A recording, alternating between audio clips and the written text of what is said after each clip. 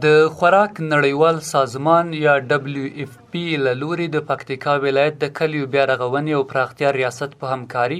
په دې ولایت کې پر 483 بېوزله کورنیو د خوراکي موادو د مرستو لړۍ پیل شوه.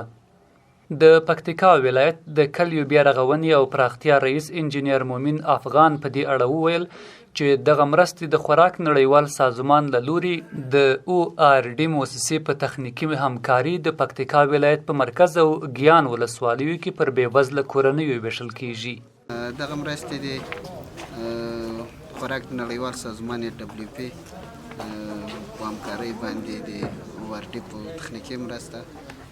د پکتیکا ولایت په دوه ولسوالیو کې چې مرکز شرن او د ګیان ولسوالۍ ده په دغه کې تطبیق کېږي چې 483 کورنیو ته نن ورځ د پکتیکا په ولایت کې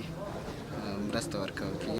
د دغې مرستې ترلاسه کوونکي وایي چې د تیر سخت ژمي او ډیرو ورښتونو له امله له سخت غربت سره مخ دي او که دې ته ورته نورې مرستې ورسره ونه شي نو د لوږې له بحران سره به مخ شي. ډېر په غربت کې ډېر په تکلیف باندې وو د الله فضل دغه مرستې روان دي انشاءالله الله دې نور دغسې وخت راولي چې دغو غریبانو ته وس ورسېږي قدرت ورسېږي. ډېر سخت ژمی تېر سو او خلک دې حد ته مجبوره سو چې چا په کور کې بېګه وخوړل سهار ته شی نه لرل سهار بې وخوړل بېګه ته یې نه لرل خو د دولت نه خلک ډېر خوښ دي په دغو مرستو باندې شش کالې دغه غریبانو سره ښې مرستې وکړې.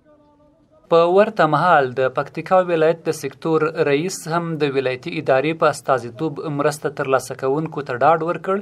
چې ولایتي اداره به د وس په اندازه نور نړیوال او ملي مؤسسات هم وهڅوي چې دې ته ورته نورې مرستې هم دغه ولایت ته راجلب کړي.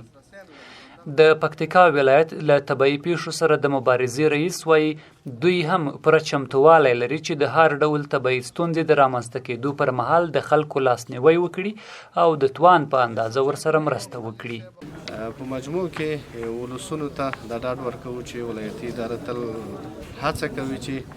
دوی ته پر وخت هغه څه چې دوی اړتیا ده دوی ته ورسوي. په نږدې راتلونکي کې موږ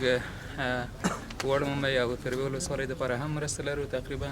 هره ولسوالۍ دپاره 1000 کورنۍ دپاره همدغه مرسته په نظر کې نیول شوی دی او همدارنګه واضحه او امنې ولسوالۍ ده انشاءالله هلته هم پلان لرو. د یادونې وړ دی چې له دې وړاندې هم د پکتیکا ولایت په مرکز او یو شمېر ولسوالیو کې د خوراک نړیوال سازمان له لوري پر بېوزله او غریبو کورنیو خوراکي مرستې ویشل شوي دي.